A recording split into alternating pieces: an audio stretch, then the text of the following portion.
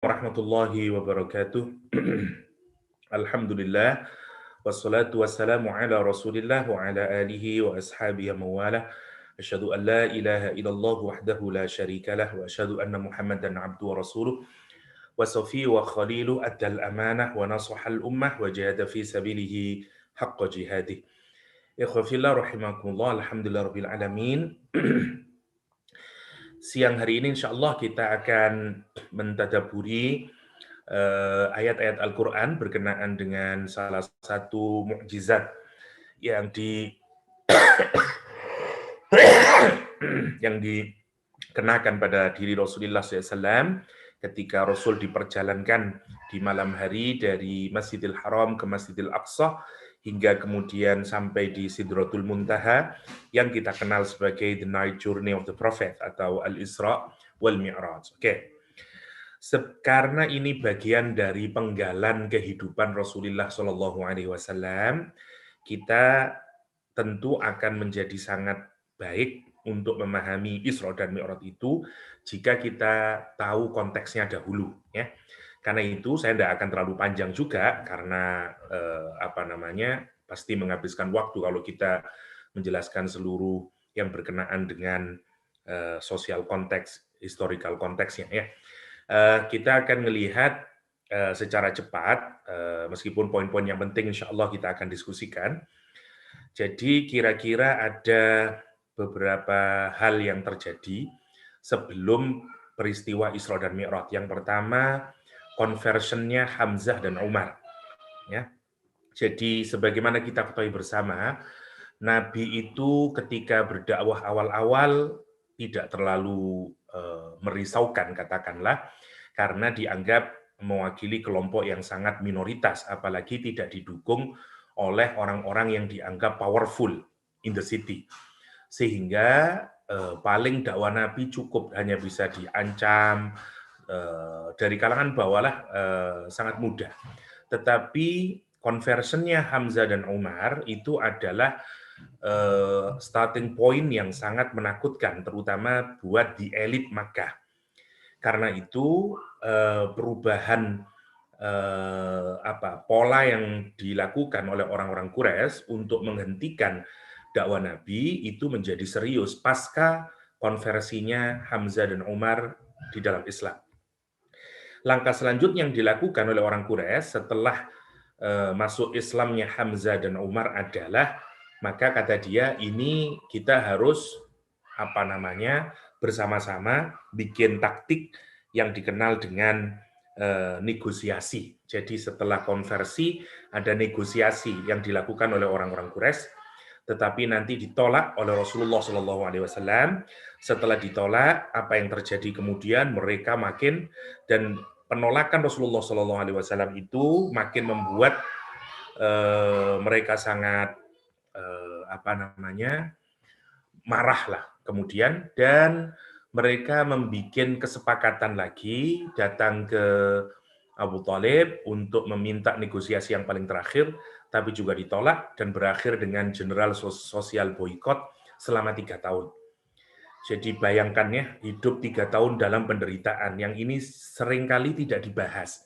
Kita ini sekilas saja biasanya kalau membahas Nabi dan para sahabatnya, Banul Muthalib dan Banu Hashim, tinggal 3 tahun dalam kehidupan di embargo, ya, yang setiap malam suara bayi menangis karena tidak ada makanan. 3 tahun lamanya.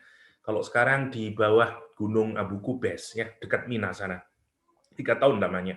Oke, setelah 3 tahun ini, dan ini pula yang menyebabkan sepulang dari general sosial boykot itu, Abu Thalib meninggal.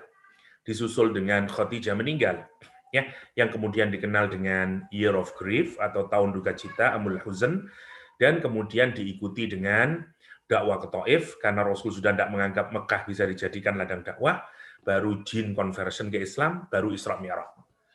Jadi kalau kita lihat pemetaannya, Isra Mi'raj itu terjadi setelah beberapa peristiwa yang sangat mengharu biru, peristiwa yang sedih pada kehidupan Rasulullah Shallallahu Alaihi Wasallam. Oke, mari kita lihat agak detail sedikit dari awal. Jadi yang pertama yang terjadi adalah masuk Islamnya Hamzah dan Umar bin Khattab, karena sudah pada titik yang paling rendah ya. Tidak ada kekuatan ya. Satu-satunya mungkin orang kaya yang menolong Rasulullah SAW dengan harta dan kekuatannya adalah Abu Bakar As-Siddiq dan istrinya sendiri Khadijah. Yang lain adalah dari kalangan orang-orang yang miskin, tidak berpengaruh. Maka masuk Islamnya Hamzah dan Umar itu membawa angin yang segar bagi perubahan dakwah. Wah, bahkan sekarang orang berani melakukan dakwah secara terbuka dan seterusnya. Nah, ini tentu saja memicu ketakutan karena semakin banyak tumbuh dakwah ini orang ikut Nabi Muhammad sehingga mereka orang-orang ini berkumpul. Jadi orang Quraisy itu terdiri dari famili-famili yang banyak ya. Tadi di antara familinya Nabi Muhammad itu dua, yaitu satu namanya Banul Muthalib, yang kedua namanya Banu Hashim. Jadi ada Banul Muthalib sama Banu Hashim. Yang sebenarnya Abu Jahal masuk kelompok mereka, tetapi nanti dia tidak mau. Tapi yang lain, ya, yang lain orang Quraisy yang lain itu bernegosiasi.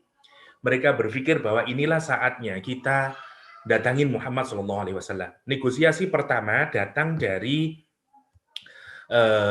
Utbah bin Rabi'ah, ya, Utbah bin Rabi'ah, ayahnya Hudzaifah, ayahnya Abu Hudzaifah, ya. Jadi dia datang ke Rasulullah SAW. Ada kisah yang menarik tentang Utbah bin Abi Rabi'ah ini. Utbah misalnya dijelaskan di sini, Utbah bin Rabi'ah wa kana sayyidan, dan dia adalah termasuk di elit. Qala yauman, suatu hari, huwa jalisun fi nadi Quraisy. Dia duduk-duduk di tempat pertemuannya, public space-nya orang Quraisy. Dan Rasulullah SAW sedang duduk di masjid sendirian. Utbah bin Rabi'ah yang ahli dalam puisi, orator dia, ya, dia berkata kepada orang-orang Quraisy di situ, ya, pembesar-pembesar Quraisy, ada Abu Jahal, ada Abu Sofyan, Nadi Quraisy itu satu tempat di mana di elit berkumpul. Kalau kita nonton film Umar, lah mereka yang berkumpul semuanya namanya Nadi Quraisy. Itu satu tempat untuk, kalau sekarang mungkin seperti House of Congress, kira-kira begitulah, House of Representative, kira-kira begitu.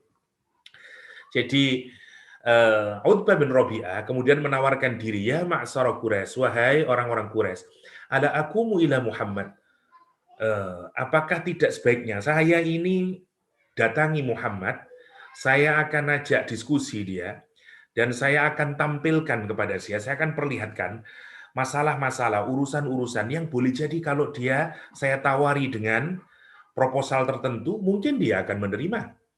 Gimana? Kamu setuju enggak? Kata dia. Orang-orang setuju, oke, go for it. Maka datanglah Utbah bin Abi Rabi'ah, yang juga dikenal dengan Abul Walid, ke Rasulullah SAW. Dan dia berkata kepada Rasulullah, lihat kalimatnya menarik. Kata dia, ya ibna akhi, wahai anak dari saudaraku. Pinter, lihat. Orator itu pinter, ya. Dia meskipun musuh, dia tahan untuk tidak menyebut dengan nama yang jelek. Dan itu yang menarik, ya. Ini orang yang jago di dalam lobbying dan seterusnya. Jadi dia bilang, hei anak dari saudaraku. Wah, innaka minna haitsu qad alimta minas sittah fil asyirah wal makan fin nasab. Kita ini semua sudah tahu kamu itu dari keturunan orang-orang yang mulia, nasabmu keren, ya. Wah, orang orator kalau pintar itu gitu. Kalau ada maunya, nah kita kalau ada orang Arab mujamalah dulu, ya, di apa namanya, diperindah dulu omongan. Kalau ada maunya, kata orang Indonesia, ada udang di balik batu. Ini yang dilakukan oleh dia. Kata dia, tetapi wa annaka qad ataita qaumaka bi amrin azim.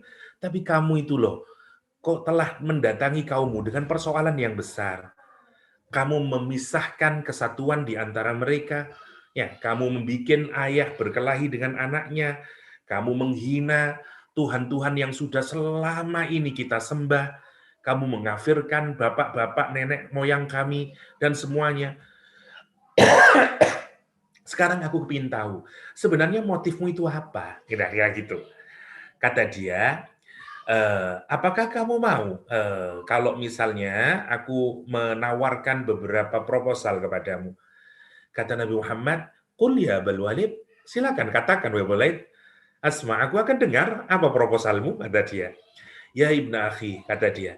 In kunta innama turidu bima ji'ta bihi min hadal amr malan. Kalau yang kamu inginkan dengan dakwamu ini hanyalah harta, jamakna laka, kami akan kumpulkan. We going to collect for you.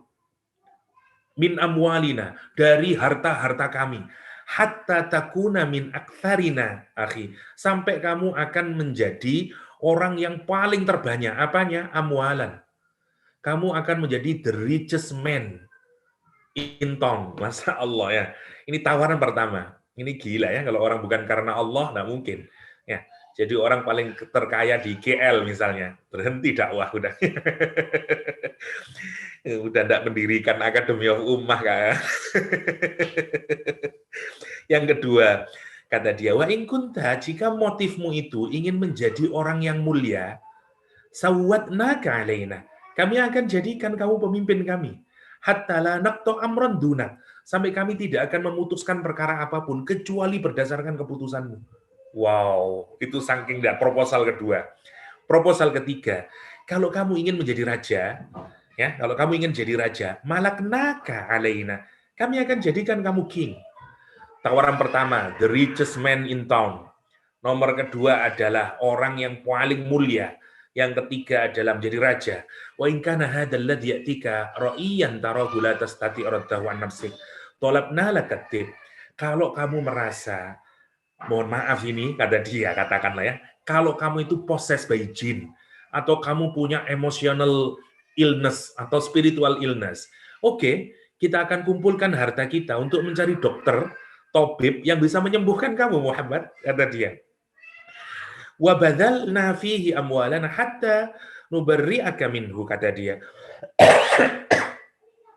Setelah semuanya, dia bicara, menunjukkan proposalnya dan seterusnya. Apa kata Rasulullah SAW? Afaraghta ya Abul Walid? Kamu sudah selesai, wah Abul Walid, kata dia.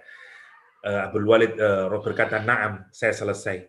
Kata Rasulullah, fastami minni. Sekarang dengarkan bagianku. Masya Allah. Afan, kata Abul Walid, oke, go for it. Rasulullah SAW tidak mengucapkan apapun kecuali membaca surat Fussilat dari ayat 1 sampai 11 ini yang saya tulis di atas. Jadi sebenarnya nanti kandungan ayat 1 sampai 11 ini itu adalah isi yang menjawab semua pertanyaannya Utbah bin Abi Rabi'ah. Apa misinya Nabi? Nabi itu siapa? Terus misinya apa di dunia itu? Terus kalau kamu taat akan dapat apa? Kalau kamu tidak taat, apa yang terjadi? Itu kira-kira. Yang paling menarik, poin kita adalah, jadi Quran itu bisa tidak difahami dengan baik oleh orang yang tidak Islam? Bisa, itu menariknya. Itu bisa. Buktinya, Abul Walid, ya, Utbah bin Abi Rabi'ah, faham banget. Tadaburnya, ini kalau sekedar hanya dibaca, tidak punya efek. Nanti kita lihat ya. Ada dua minimal yang kita lihat dari khusuknya atau proses tadaburnya Utbah bin Abi Rabi'ah. Kesan yang pertama, wajahnya berubah. Kita baca ya riwayatnya. Jadi dia pulang tidak sama dengan ketika dia datang. Masya Allah ya. Lihat kata dia itu mana tadi? Kata dia, Uqsim yahlifu billah laqad ja'akum Abul Walid. Kata dia, demi Allah, kata dia, sungguh kamu datang wahai Abul Walid bi ghairil wajhil ladzi dzahaba bih, dengan wajah yang sudah berbeda. Awalnya mungkin berseri-seri, setelah mendengar ayat Al-Qur'an 1 sampai 11 surat Fussilat, berubah wajahnya. Karena efek memahami surat Fussilat. Yang pertama, riwayat yang lain menyatakan, sampai ayat ke-11 ini sudah tidak tahan lagi Abul Walid. Dia julurkan tangannya untuk menutup lesan Rasulullah. Hasbuk, cukup ya Rasulullah, cukup ya Rasulullah. Dia tidak tahan lagi mendengarkan ayat Al-Quran karena overwhelming dia. Dengan muatan makna yang dikandung dalam surat Fussilat, yang itu merasa bahwa ini benar-benar bukan dari Muhammad, dia tahu siapa statusnya Muhammad, ngapain Muhammad, dan seterusnya, Sallallahu Alaihi Wasallam. Itu yang menarik ya, terutama ketika sudah di ayat yang ke 11 ya, bagaimana diancamkan kepada umat-umat terdahulu, ya terdahulu. Nanti silakan dibaca sendiri maknanya, terlalu panjang. Kalau kita untuk mendiskusikan ini tidak jadi Isra Mi'rajnya nanti kalau kita bahas 11 ayat ini. Tapi kerennya ayat ini kalau kita perhatikan bagaimana merubah Utbah bin Abi Rabi'ah, ya, Utbah bin Abi Rabi'ah. Dan apa kalimatnya kata Utbah bin Rabi'ah? Ya, dia menyatakan, kata dia, setelah qad sami'ta ya Abul Walid ma sami'ta fa anta wa dzaka faqama Utbah ila ashabih. Dah sekarang sampai dibaca di ayat yang ada sajdahnya. Rasul sujud, ya, summa qal, dan kemudian berkata, qad sami'ta ya Abul Walid ma sami'ta. Sungguh kamu sudah dengar apa yang kamu dengar wahai Abul Walid. Fa anta wa dzaka faqama Utbah. Berdiri Utbah ke tempat tadi, ke House of Representative tadi. Falamma jalasa ilaihim, ketika dia sudah duduk, qalu, orang-orang bertanya, ma wara'aka ya Abul Walid? Apa yang kamu lihat? Kata dia, wara'i anni qad sami'tu qawlan wallah. Sungguh, aku mendengar ucapan, wallahi demi Allah, ma sami'tu mislahu qattun. Tidak pernah aku mendengarkan yang semisal dengan itu sedikit pun. Wallahi demi Allah, ma huwa bisihr, dan dia bukanlah sihir. Lihat kalimat yang pertama dia ngomong sihir untuk menunjukin apa? Karena bekas sama dia. Ciri dari sihir adalah dia bisa punya efek kepada diri kita. Wala bisyir, dan dia bukan syair. Wala bil kahanah, dan juga bukan kalimat mantra perdukunan. Ya ma'syara Quraisy, wahai orang-orang Quraisy, ati'uni, ya, taatlah kalian kepadaku. Percayalah dengan ucapanku ini. Waj'alu hali khallu bainar rajul wa baina ma huwa fi. Udahlah, kamu jangan ngurusin urusan dia. Ya, kamu sebaiknya udahlah menjauh dari dia. Fa'taziluhu. Ya, jauh ajalah dari dia. Bahaya ini kalau kita terus ngelawan Muhammad sallallahu alaihi wasallam. Fa wallahi, kata dia, la yakunanna liqauli alladhi sami'tu naba. Fa in tusibhul arab faqad kufitumuhu bighairikum. Wa yadhhar, ini bahaya nanti. Kalau dia sudah mengancam sesuatu pasti dia akan terjadi. Tapi kalau nanti, makanya jangan sudah ngeributin Muhammad. Kalau nanti dia menang, yang menang juga orang Arab juga. Karena dia orang Arab. Kehormatan dia juga kehormatan kita. Ya, wa kuntum, kalau kamu bisa begitu, kamu akan menjadi orang yang paling as'adan nas, orang yang paling bahagia, kata dia. Apa respon orang-orang? Kamu memang sudah gila Utbah, kamu kena sihirnya Muhammad, kata dia. Saharaka wallah ya Abul Walid bilisanih. Ya, tidak bisa menerima orang Quraisy. Ini pernyataannya. Hada ra'yi fih fasna'u ma badalakum, kata dia. Orang-orang bahkan mencaci maki Utbah. Kamu kena tersihir dengan ucapannya Muhammad. Apa katanya Utbah? Ini pendapatku. Kalau you tidak mau, terserah. Masya Allah. Itu yang pertama ya. Ini jadi gagal total. Pertama dilakukan oleh Utbah bin Abi Rabi'ah. Nanti terakhir dilakukan oleh 25 orang. Termasuk Abu Jahal, Utbah, semuanya ya, Abu Sofyan. 25 orang ini datang ke Abdul Muthalib. Dan dia menyatakan, oke, look, kita ini perang-perang terus, kita ini berkelahi terus gara-gara Muhammad SAW. Gini sajalah, kita ini sudah sepakat, bagaimana kalau seandainya you serahkan saja Muhammad kepada kita akan bunuh saja Muhammad. Dah, kita tidak usah berperang melawan sukumu, yaitu Banu Muthalib dan Banu Hashim. Udah, serahkan aja kepada kita akan bunuh Muhammad SAW. Dan dipaksa demikian, maka Abu Thalib sebagai orang yang sangat sayang kepada Nabi Muhammad SAW, menjadi egonya atau perasaan cintanya kepada Muhammad tumbuh. Dan dia menyatakan apa? Kami tidak akan pernah membiarkan anak kami, yaitu Muhammad SAW, untuk kalian sakiti. Dan karena itu, Banul Muthalib dengan Banu Hashim berjanji akan memproteksi Muhammad dengan cara apapun saja. Nah, itulah ceritanya. Maka apa yang kemudian terjadi? Setelah kemudian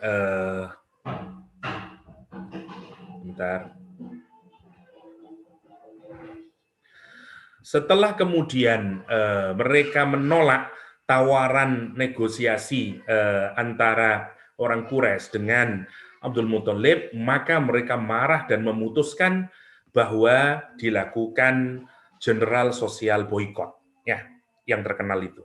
Ya.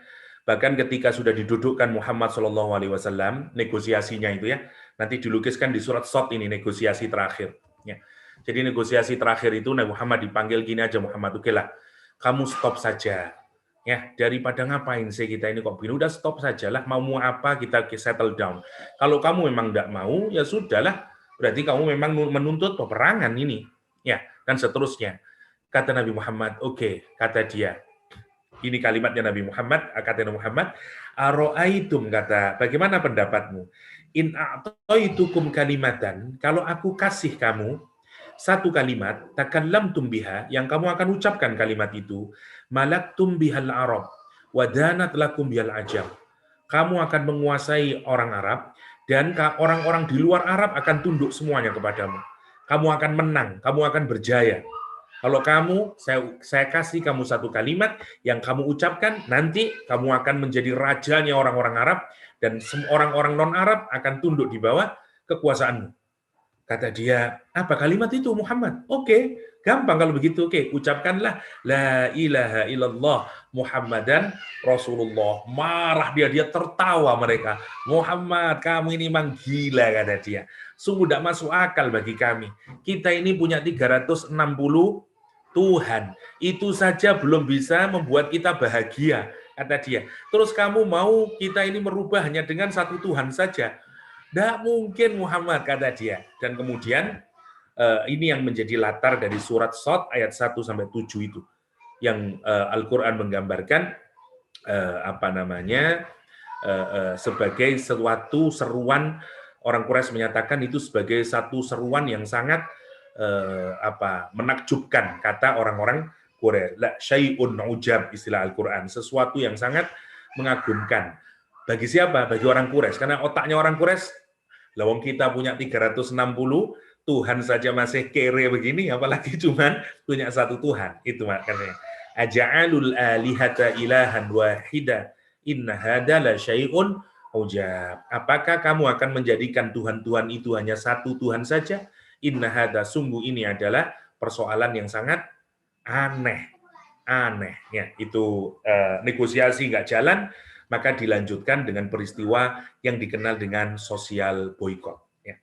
Saya tidak panjang ya. Di sosial boykot apa yang terjadi? Bayangkan ya. Saya hanya ingin menggambarkan, melukiskan cintanya Abu Thalib kepada Muhammad SAW.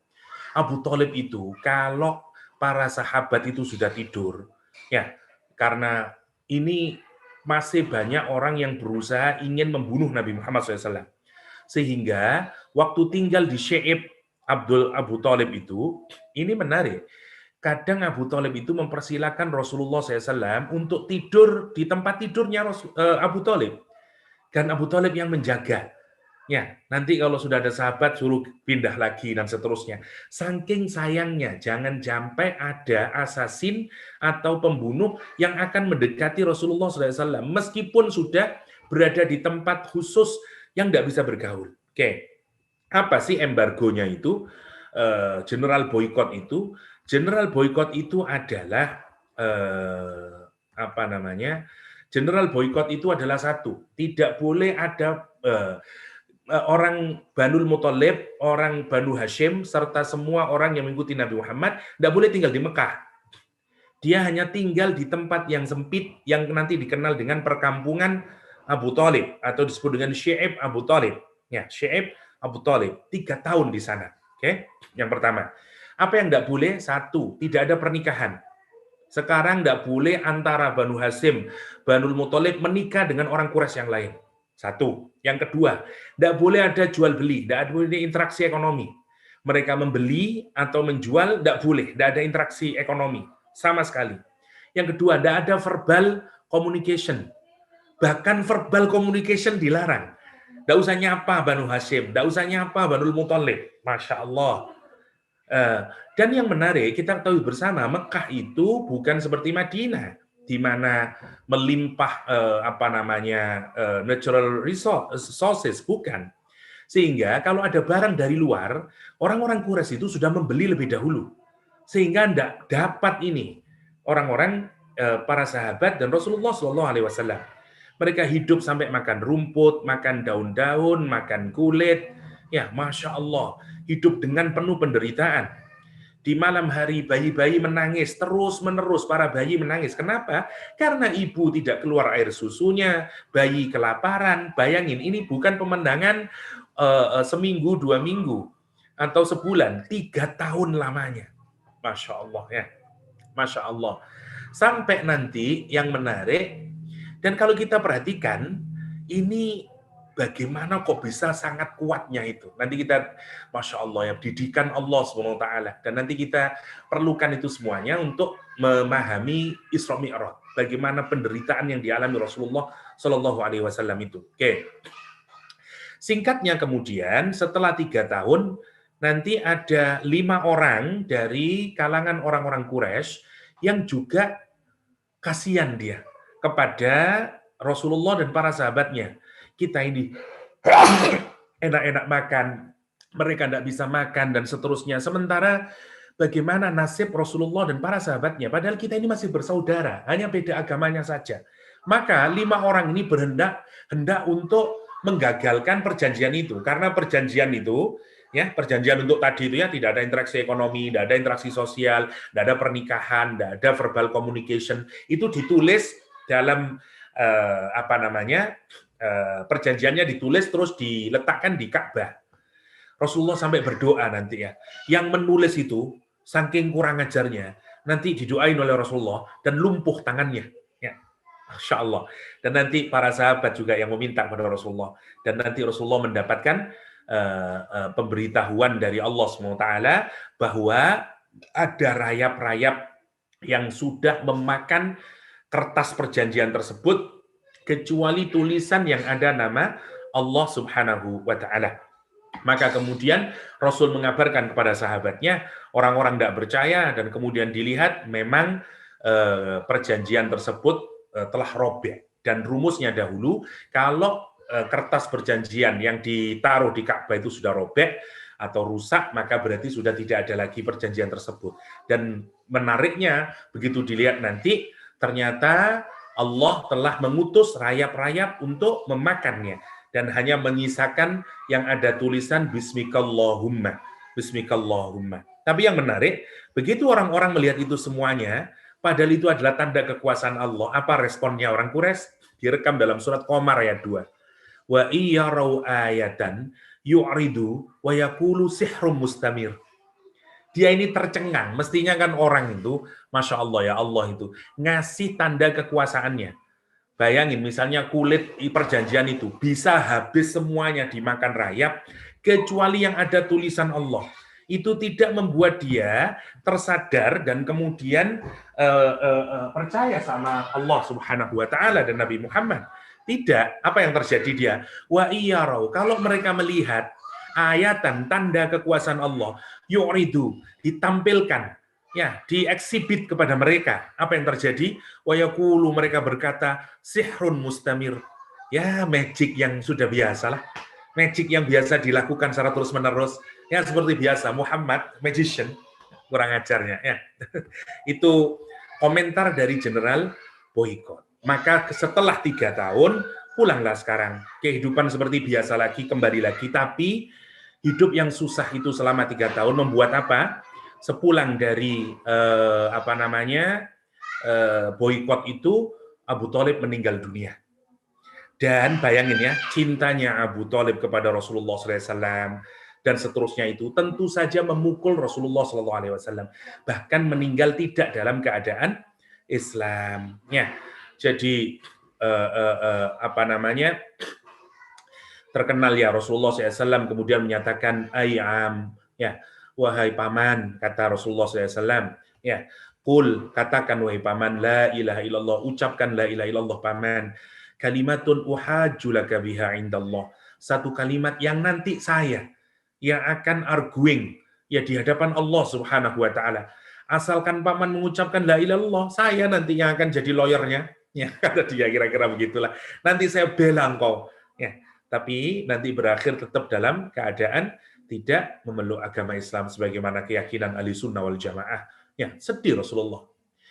kurang, sebagian riwayat menuturkan 20 hari saja. Ya, ada yang menyatakan 2 minggu, 20 hari saja dari 2 weeks saja, 2 months after, ya, 2 bulan dari Abu Thalib, Khadijah sekarang meninggal dunia. Masya Allah. Ya, coba bayangin, Khadijah ketika Rasulullah SAW menyatakan, amanat bihina kafara biyan nas. Ya, satu-satunya perempuan yang beriman kepadaku saat semua manusia tidak ada yang beriman kepadaku, kufur kepadaku. Wasaddaqatni, dia satu-satunya perempuan yang membenarkanku ketika semua orang mendustakanku. Wa asyrokatni fi maliha, dia orang yang memberikan seluruh hartanya ketika semua orang mengharamkan hartanya. Wa razaqanallahu waladaha, dan dialah perempuan yang memberikan aku rizki dari anak-anaknya. Wa harima walada ghairiha, sementara dari istri suku yang lain aku tidak memiliki anak darinya. Ini kalimat yang diucapkan Rasulullah ketika Aisyah cemburu kepada Khadijah. Bayangin saja, suatu saat ada Jibril, datang malaikat Jibril kepada Nabi Muhammad SAW dan berkata malaikat Jibril, wahai Rasulullah, ini adalah Khadijah. Dia akan datang kepadamu dengan membawa satu baul, membawa satu wadah yang di dalamnya ada minuman atau ada makanan, ya. Fa'idha hiya atatska, nanti apabila dia sudah datang kepadamu, tolong bacakan, ya, kasih tahu kepada dia bahwa Allah Subhanahu wa taala mengucapkan salam untuk dia, dan aku juga mengucapkan salam untuk Khadijah. Wa basyirha, dan kasih kabar gembiralah Khadijah bibaitin, dengan satu rumah fil jannah, di surga, min qasobin la sokhaba fihi wala nasab, ya, dari permata yang di dalamnya tidak ada kebisingan, wala nasab, dan tidak ada kepayahan. Allah, itu Khadijah. Sekarang bayangin ya, Nabi Muhammad kehilangan itu semuanya. Tahun itu disebut dengan Amul Huzn, atau tahun duka cita. Sekarang bayangin ya, 3 tahun hidup dalam penderitaan, ditinggal mati Abu Thalib, ditinggal mati Khadijah. Tentu sekarang melihat sudah tidak ada lagi di Mekah. Mekah sudah tidak mungkin jadi lahan dakwah yang baik. Nabi kemudian memilih kita harus nyari di luar kota. Boleh jadi mungkin Trengganu, karena KL sudah tidak mungkin, kira-kira begitulah. Dia datang ke Taif. Apa yang didapatkan? Nggak ada penerimaan, justru sebagaimana yang kita ketahui bersama ya, dilemparin batu, berdarah-darah Rasulullah Shallallahu Alaihi Wasallam. Tapi kemudian Rasulullah pulang dari Taif. Peristiwa yang pertama adalah para jin yang masuk Islam, yang menjadi background dari surat jin. Ya, yang pertama. Nanti kita lihat bentuk empowerment kepada Rasulullah SAW. Yang kedua adalah Al-Isra wal Mi'raj. Nah, memang cukup agak panjang background-nya ya, tapi saya ingin kita merenungkan itu semuanya.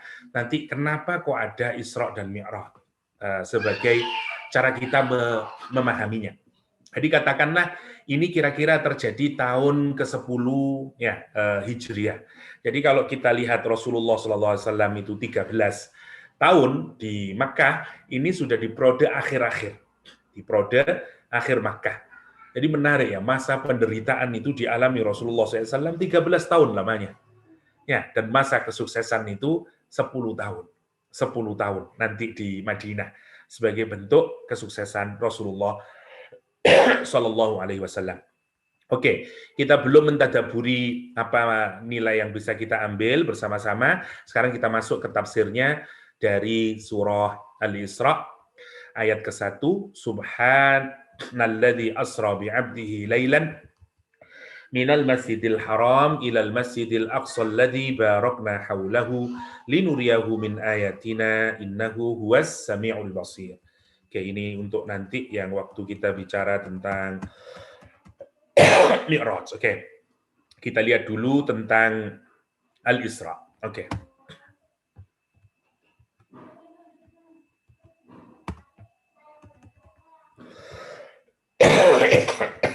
Oke.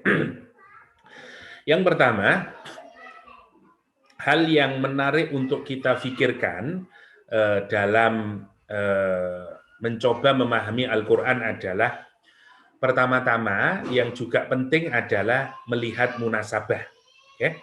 Atau melihat keterkaitan antara ayat sebelumnya dengan ayat setelahnya, atau surat sebelumnya dengan surat berikutnya. Karena di situ kadang-kadang akan memberikan informasi kepada kita apa kaitannya. Oke.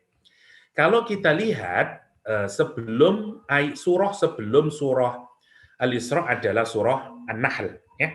Surah An-Nahl. Kalau kita lihat ya misalnya jadi surat Al-Isra, surat An-Nahl.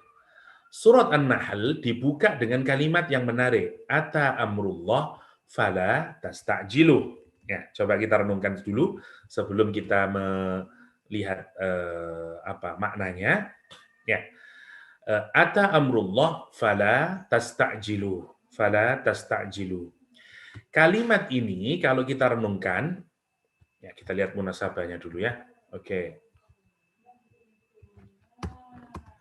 Jadi surah An-Nahl. Oke. Setelah itu baru surah Al-Isra. Oke.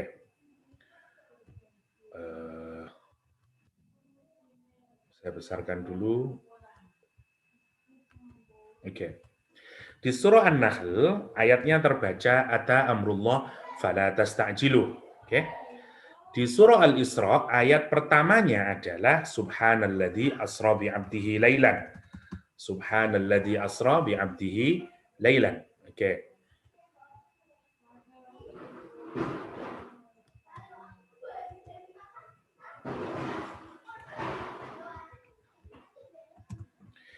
Sekarang kita lihat keterkaitannya.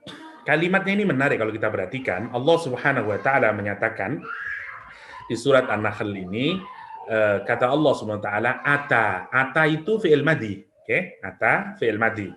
Hanya untuk sebentar. Oke. Ata ini fi'il madhi. Ata telah datang artinya, ya. Amrullah, ketentuan Allah, ya, perkaranya Allah, decision-nya Allah Subhanahu wa taala.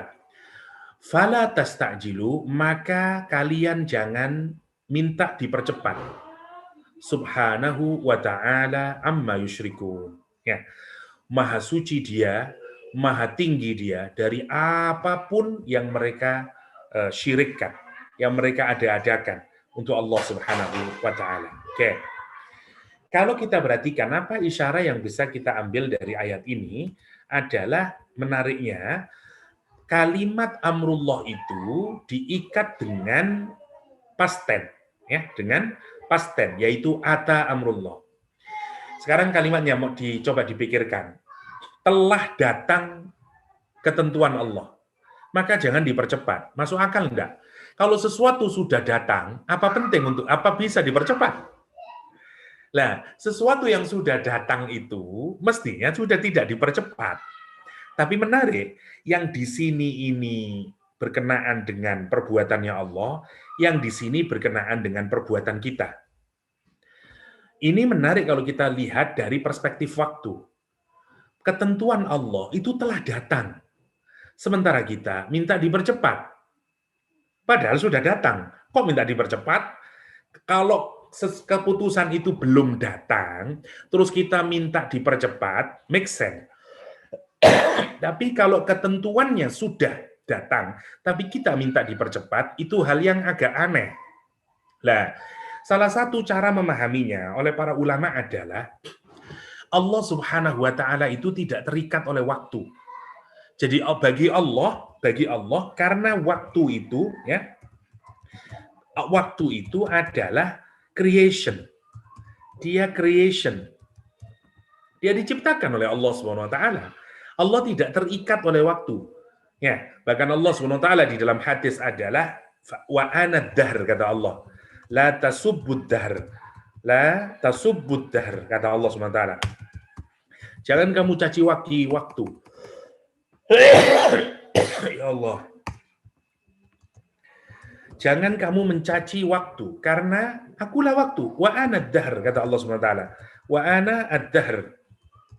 Aku waktu. Maksudnya, waktu itu menarik kalau kita pikirkan. Jadi dalam Al-Qur'anul Karim, ya, atau dalam akidah kita, memang waktu itu bukan sesuatu yang akan memberikan restriction atau yang akan mengikat Allah Subhanahu wa taala.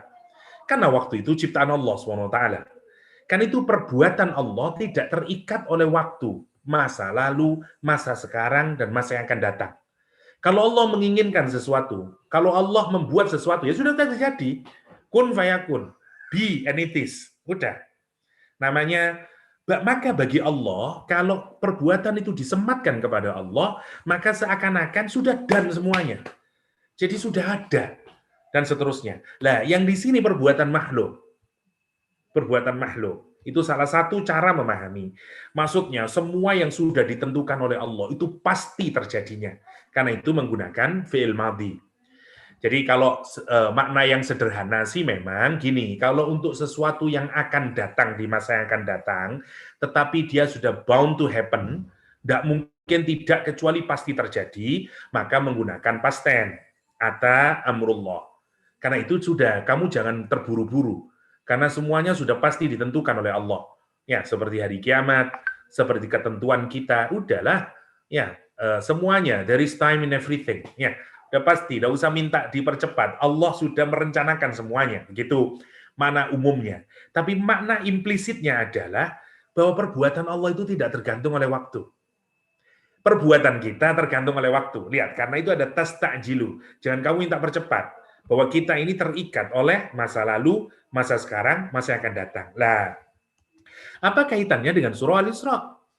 Surat Al-Isra berbicara juga tentang waktu, di mana ada orang yang diberangkatkan dari Masjidil Haram ke Masjidil Aqsa tidak dalam bahkan satu malam.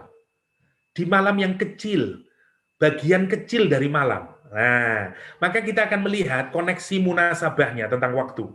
Ada banyak kita melihat munasabahnya. Saya ingin hanya ngambil satu saja, yaitu dia memperlihatkan kepada kita, kalau berkenaan dengan perbuatan Allah, jangan dibatasi dengan waktu. Karena Allah yang punya waktu. Kita yang tidak bisa lepas dari waktu. Siapa yang tidak bisa? Kita ini tidak bisa lepas dari waktu. Oke? Itu yang menarik. Itu yang kita pelajari. Dan nanti sekian banyak sekali dalam Al-Quran yang nanti menunjukkan ayat-ayat di mana Allah itu terbebas dari waktu. Dan karena itu, memang bagi kita susah, karena kita ini tidak pernah bisa kecuali berpikir dalam rentang waktu. Kan begitu toh. Itu yang jadi masalah. Oke. Sekarang mari kita lihat per kata bagaimana makna dari ayat ini. Ya, oke. Kita lihat yang pertama sekarang. Subhana. Saya mulai dari tasbih yang ada di dalam Al-Qur'anul Karim ya. Ada beberapa ungkapan tasbih oke, di dalam Al-Qur'anul Karim. Sudah sering sebenarnya, tapi saya ulang lagi hanya sekedar untuk mengingatkan ya. Oke, tasbih yang pertama diungkapkan dengan menggunakan kata kerja ya. Sebentar, kok besar banget ini. Oke, yang pertama dengan kata kerja, oke, dengan verb, bisa pakai pas, namanya sabbaha, oke, bisa pakai present tense, namanya yusabbihu, bisa pakai fi'il amar, ya, atau perintah, fi'il amar, ya, namanya sabbih. Oke. Semuanya ada dalam Al-Quranul Karim menggunakan 3 kata kerja ini. Ya, misalnya yusabbaha lillahi ma fis samawati wa ma fil ard. Ya, yusabbihu lillahi ma fis samawati wa ma fil ardil malikil quddusil azizil hakim, surat Al-Jumu'ah. Fil amar misalnya sabbihisma rabbikal a'la misalnya. Nah, yang kedua menggunakan kata benda, yaitu subhana. Oke. Sekarang yang jadi pertanyaan kita adalah apa bedanya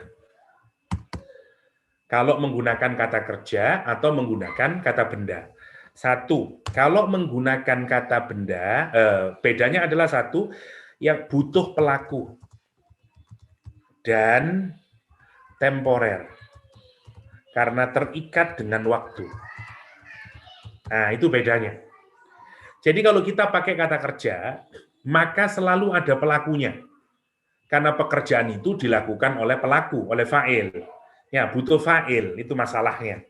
Jadi, kesucian Allah Subhanahu wa taala itu tergantung dari fa'il. Sama seperti kalau kita menyatakan beginilah. Misalnya mana yang lebih hebat? Ada kalimat macam ya. Banyak dalam Al-Qur'an, misalnya dalam bahasa kita nahmaduhu wa nasta'inuhu ila akhirih. Ada kalimat misalnya ada kalimat alhamdulillah. Oke. Ada kalimat apa lagi ya? Hamdan lillah misalnya. Hamdan lillah. Ada banyak modelnya.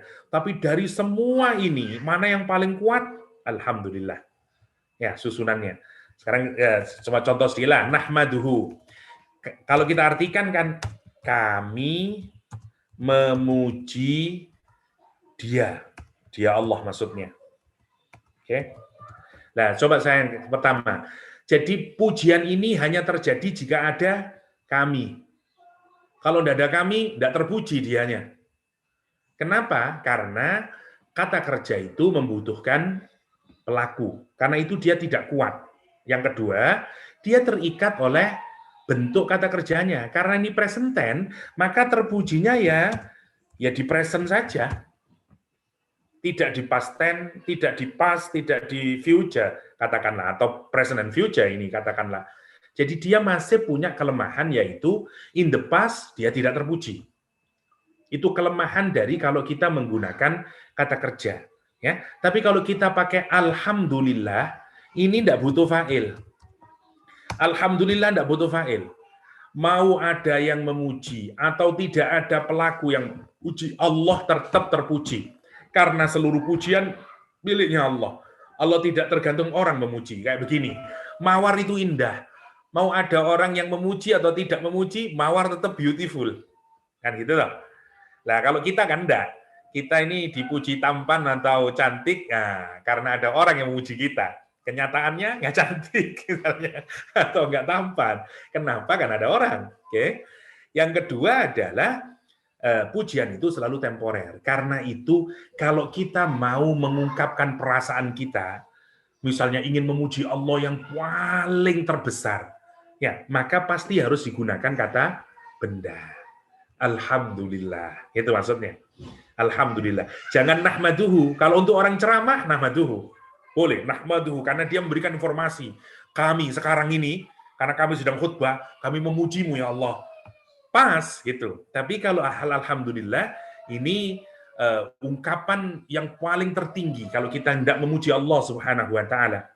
Dan alhamdulillah itu bukan hanya informasi, bedanya.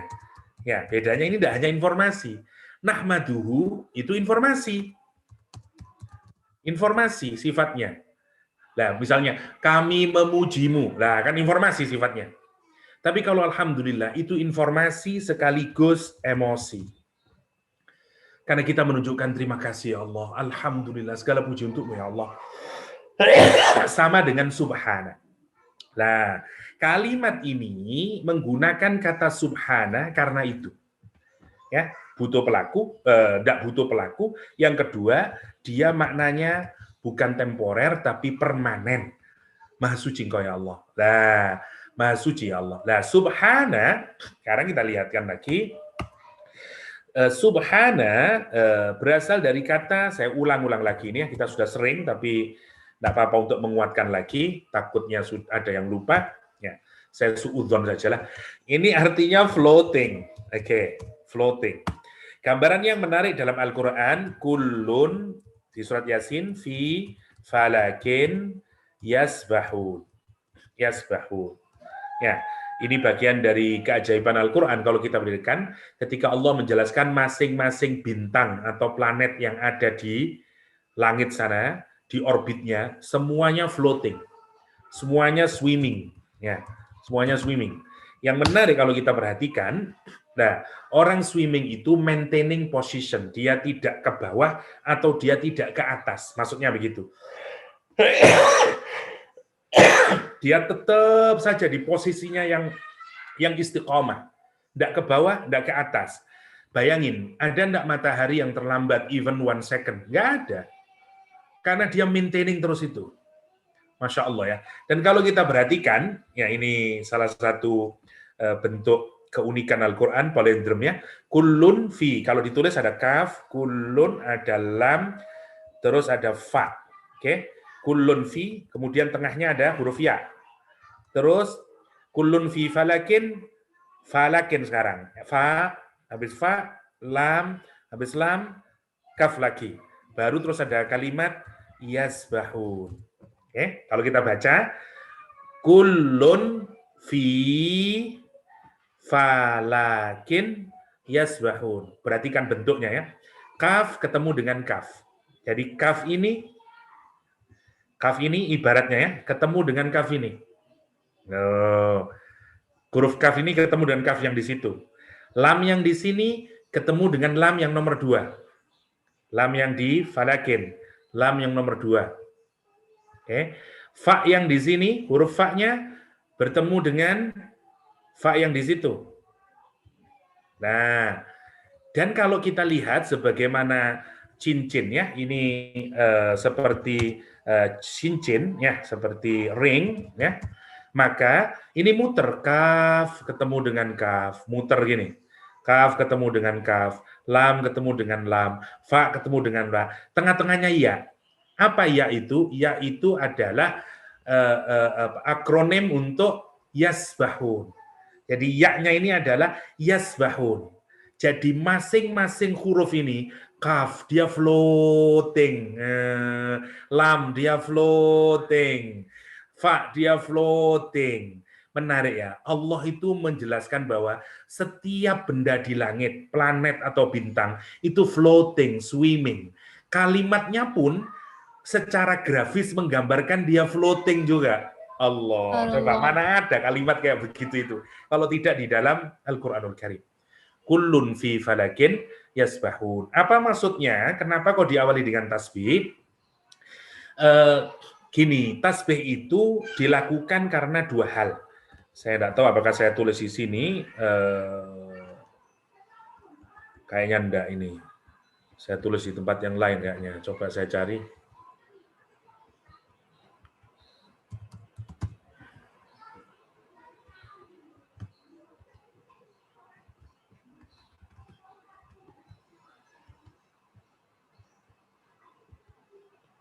Oke, ada.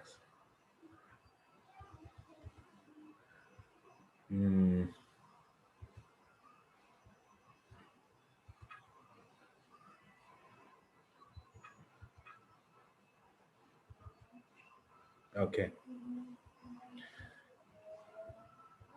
Jadi kalau kita lihat di sini, ya, ini saya ambil misalnya dari tafsirnya Imam Syaukani dalam Fathul Qadir, yang orang Arab itu, subhana itu dipakai untuk 2 hal. Yang pertama,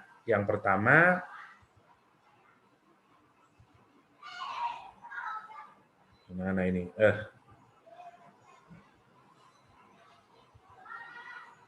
Oke. Yang pertama adalah tusabbihu indal amril mu'ajib. Orang Arab itu bertasbih untuk sesuatu. Dokter minta maaf, tak Ya. nampak. Tak nampak screen. Oh, tidak nampak. Sebentar. Ya karena ganti ya, lupa. Sebentar. I think this one. Okey, dah. Okay. Jadi yang pertama, tasbih itu diungkapkan untuk sesuatu yang mengagumkan, yang menakjubkan. Amrul mu'ajib, sesuatu yang menakjubkan. Ya, sudah masuk dalam bahasa kita. Fakanallahu ta'ala ajabal ibad. Seakan-akan Allah SWT itu mengagumi, ya, mengagumkan, memuji dirinya sendiri. Sebagaimana pendapat Ibnu Katsir, Allah Subhanahu wa taala perbuatannya ini bukan perbuatan yang biasa. Ini perbuatan yang mengagumkan. Karena itu diawali dengan tasbih, Di luar hujan deras sekali, Kak. Sorry kalau suaranya kurang keras. Turun Jelas, hujan doktor, deras. suara doktor. Okey. Masih oke ya? Okey, jelas. Oke. Jadi satu amrul mu'ajib, ya, sesuatu yang sangat mengagumkan. Nah, kalau kita nanti mikir Isra Mi'raj, ini amat sangat mengagumkan. Ya, kita ambil contoh yang kecil ya, untuk kita contoh yang kecil. Misalnya, kembali lagi ke sini sekarang.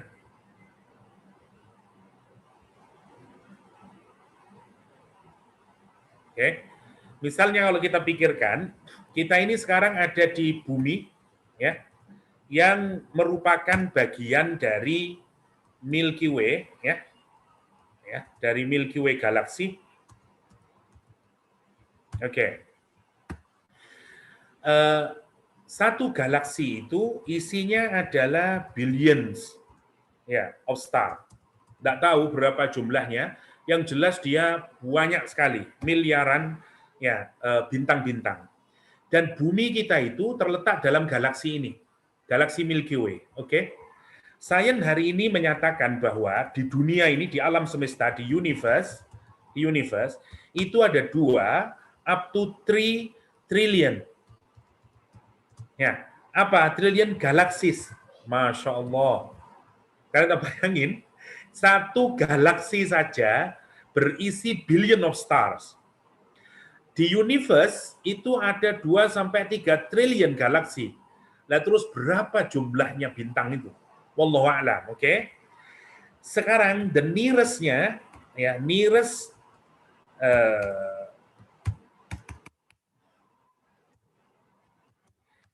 galaksi, ya, Masya Allah, ya apa nulis ini.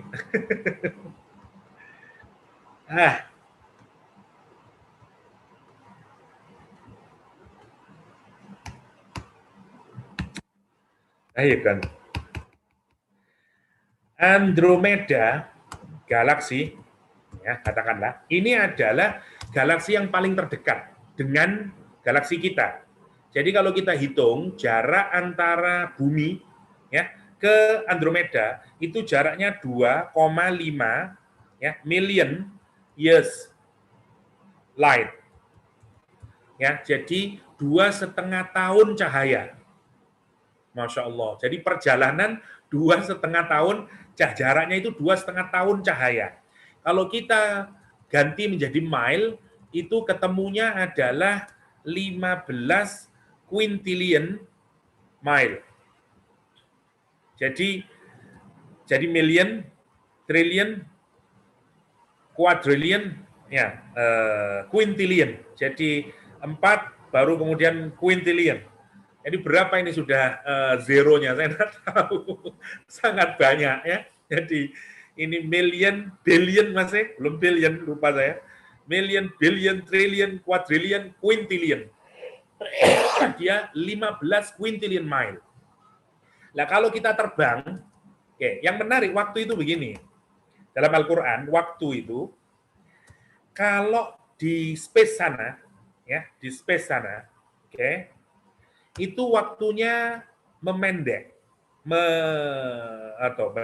mencepat, ya, apa namanya, menjadi cepat, oke. Sementara kalau di bumi waktunya itu melambat, oke. Prinsipnya dulu.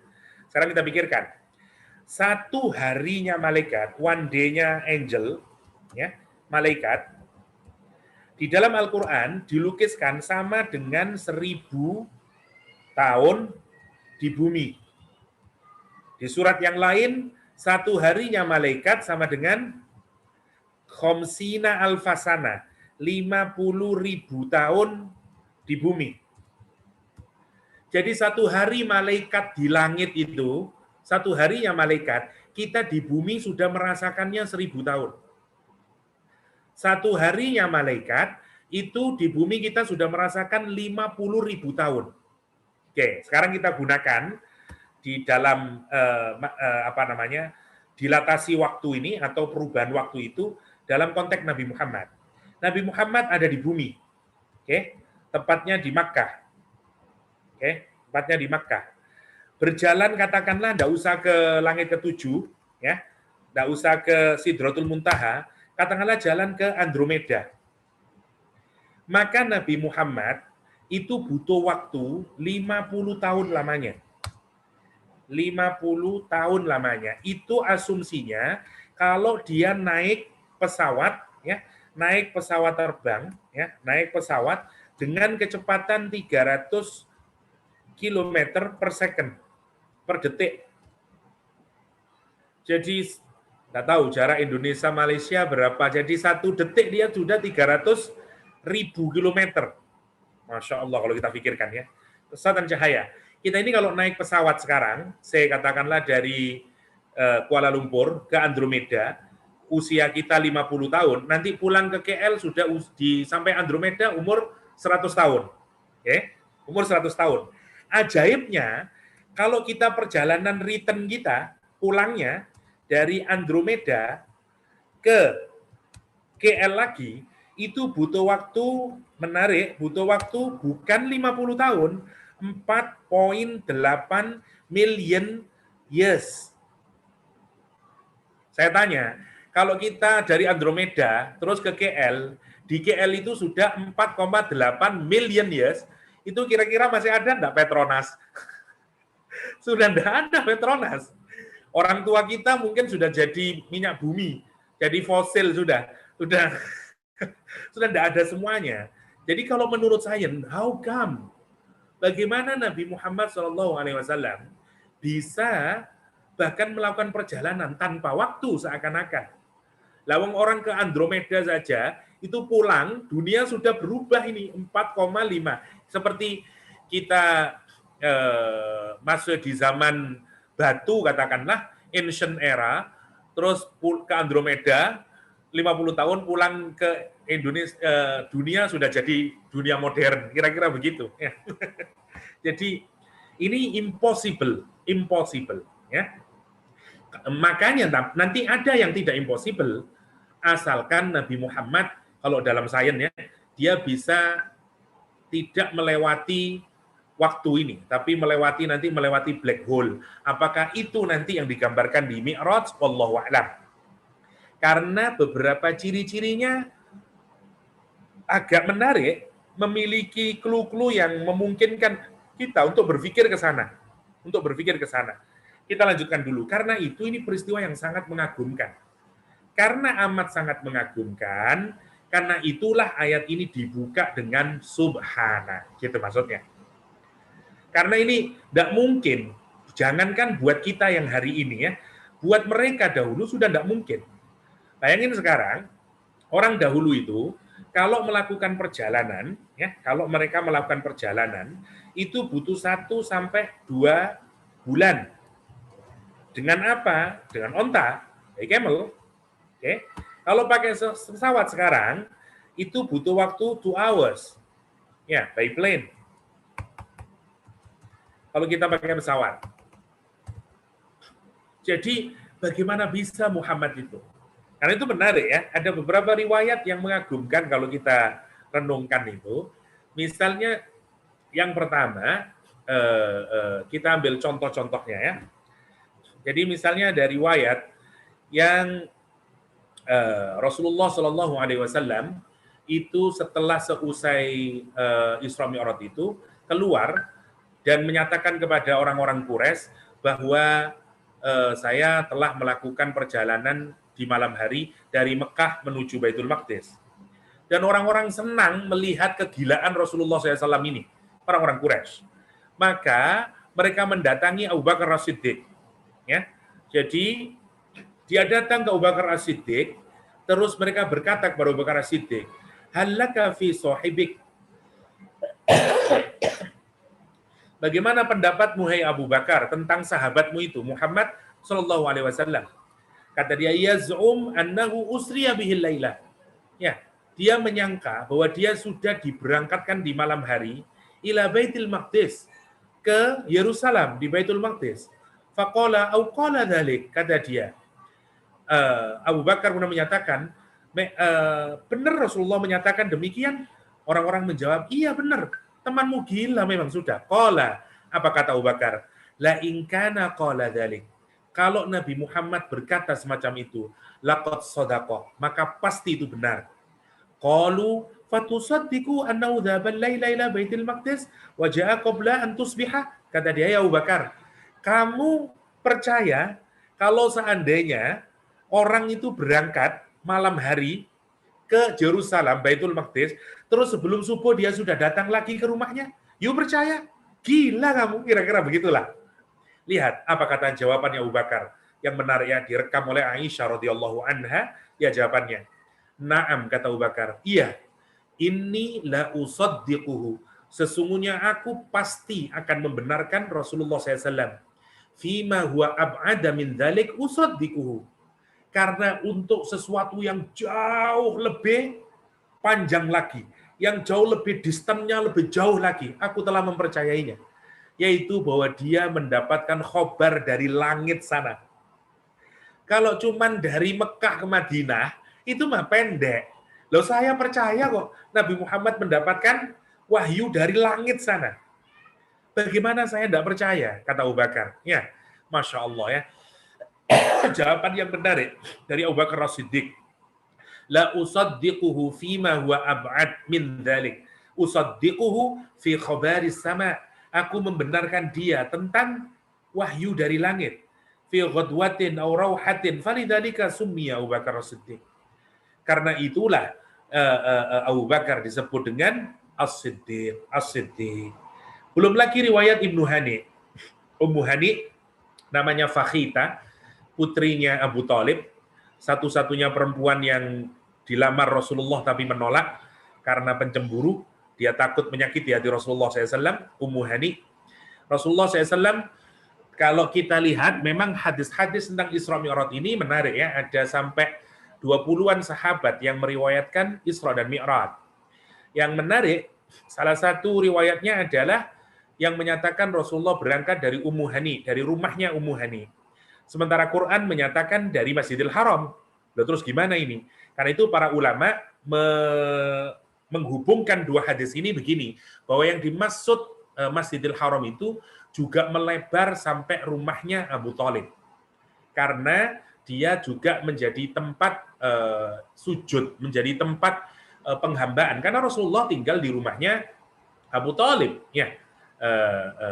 Sering di sana juga, apalagi kecil di sana dan seterusnya ya.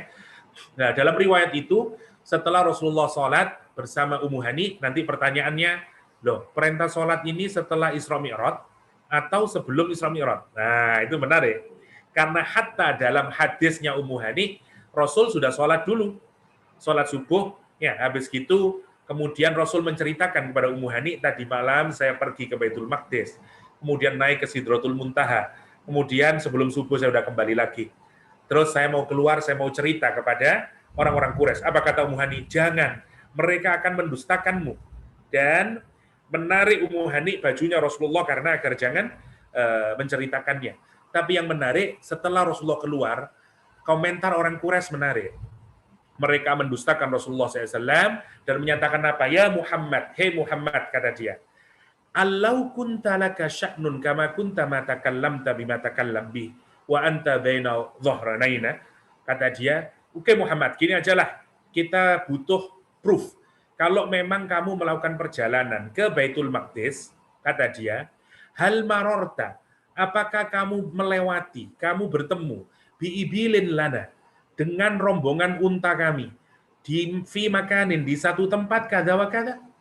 Kamu bertemu enggak dengan rombongan unta, dengan rombongan kafilah, miliknya Banu Fulan, di tempat Anu dan Anu? Rasulullah SAW menyatakan, naam, iya. Wallahi, aku menemui mereka, saat itu mereka sedang kehilangan unta, kata Rasulullah SAW. Dan dia sedang mencari untanya, karena untanya hilang. Terus kamu ketemu juga enggak dengan rombongan si itu? Rasulullah menyatakan, ya, aku ketemu juga. Di tempat ini, di tempat ini. Dan ketahuilah, unta merahnya mereka patah kakinya, kata Rasulullah SAW. Dan mereka punya satu tempat air, dan tempat air itu qas'ah, dan semuanya diminum oleh unta itu. Kata Rasulullah SAW, kemudian mereka masih bertanya, oke Muhammad, terus berapa penunggangnya? Siapa saja yang mencari rumputnya? Ditanyain semuanya, Rasul dan jawab, yang menyakan ini, ya. Tukang rumputnya namanya Abu Quhafa, Fulan bin Fulan, ya. Dan seterusnya, yang bagian ini namanya ini, semuanya dijelaskan oleh Rasulullah SAW. Dan bukan hanya itu, Rasulullah SAW kemudian menyatakan bahwa nanti rombongan itu akan sampai di Madinah di tengah hari. Dan dia akan muncul dari saniyah, kata Rasulullah SAW. Ya. Faqa'adu ala saniyah yang duruna asdaqahum maqala Ya, orang-orang kemudian nanti akan keluar, kata Rasulullah SAW, dari tempat ini. Masya Allah. Orang-orang menunggu sampai kemudian datanglah rombongan unta tersebut. Dan orang-orang kemudian bertanya, hal dolla lakum ba'ir. Katanya Nabi Muhammad, di rombongan kamu ada onta yang hilang. Benar enggak itu? Qalu, mereka berkata, na'am. Fasa'alul akhar. Mereka juga berkata, apakah di galangan kamu ada unta yang kakinya patah? Mereka menjawab, iya, unta merah kami kakinya patah. Masya Allah. Ini kritik yang dilancarkan oleh orang-orang Quraisy saat itu yang berhasil dijawab oleh Rasulullah Shallallahu Alaihi Wasallam. Bahkan ada peristiwa menarik, Rasulullah SAW mengutus sahabatnya namanya Dihya bin Khalifah ke Kaisar Romawi Heraklius. Ya. Pada saat itu Heraklius itu bersama dengan Uskup Ilia yang bertanggung jawab atas Israel. Karena ini Raja Romawi, mereka datang. Ditanyain kepada Abu Sufyan, apa ini? Muhammad ini ngapain? Ya, yang enggak benar ini. Terus katanya Abu Sufyan, ya, dia mengklaim bahwa dia telah datang pergi dari Masjidil Haram ke Masjidil Aqsa dan kemudian naik ke Sidratul Muntaha.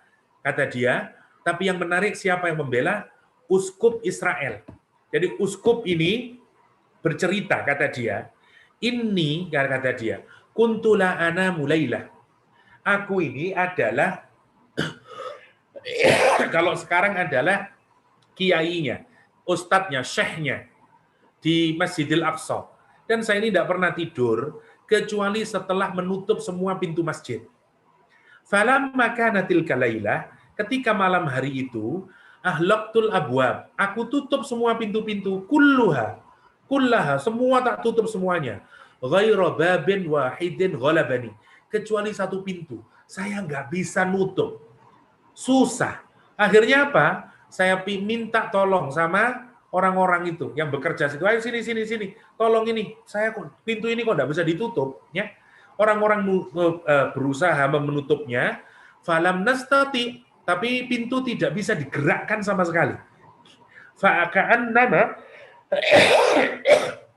Seakan-akan pintu tersebut nuzawil, seakan-akan pintu tersebut itu turun ke bumi, seakan-akan dia masuk seperti ke gunung, menancap seperti gunung, jadi tidak bisa digerakkan. Masya Allah. Akhirnya dia meminta tukang kayu lah, atau kalau sekarang tukang pintunya menyatakan, nah ini ada masalah ini, oke lah besok pagi kita benahin, kata dia. Fananzur min aina ata, nanti kita bisa melihat dari mana ini masalahnya. Tapi yang menarik, begitu subuh, pintu itu seperti biasa lagi. Seperti tidak ada masalah. Falamma asbahat, ya, fa'idal hajar alladhi fi, dan seterusnya ya, wa idza fi athar, dan biasa lagi dia. Dan begitu aku keluar, aku melihat di Baitul Maqdis saat itu ada batu yang biasanya dipakai oleh orang untuk mengikat hewan kendaraannya kalau dia berkunjung ke Masjidil Aqsa.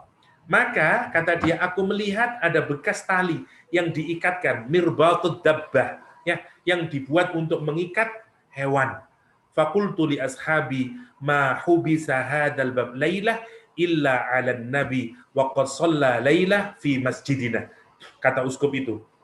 Sungguh, kemudian aku katakan kepada semua teman-temanku, tidaklah mencegah pintu ini malam hari itu untuk tidak bisa kita tutup, menahan pintu ini sehingga tidak bisa ditutup, illa ala nabiyyin, kecuali karena ada nabi, waqad shalla lailah, yang sholat di malam itu, fi masjidina, di masjid kami.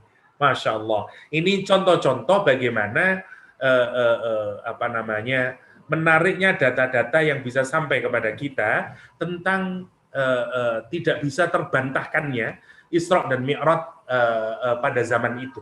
Nah, kita lanjutkan sekarang ke tafsirnya. Kita masih di kata subhana.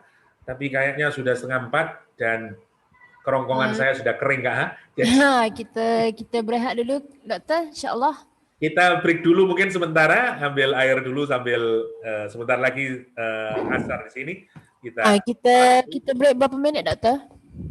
Berapa dalam 10 minit boleh? Berapa? Kita break dalam 10 minit boleh? Dalam kejap sangat. Untuk sholat dan minum kurang kayaknya. Wan, bagi lebih sikit Wan. Berapa Kak ya? Sebab doktor dia nak solat dulu. Okay, so 15-20 mungkin? It's okay? 20 minutes okay doktor? 20 doktor. 20 minit. Oke. Oke, so kita akan mulai 3.45 lah. 3.45 waktu Malaysia. Oke, ya. InsyaAllah. Oke, mohon maaf. Okay doktor, insyaAllah.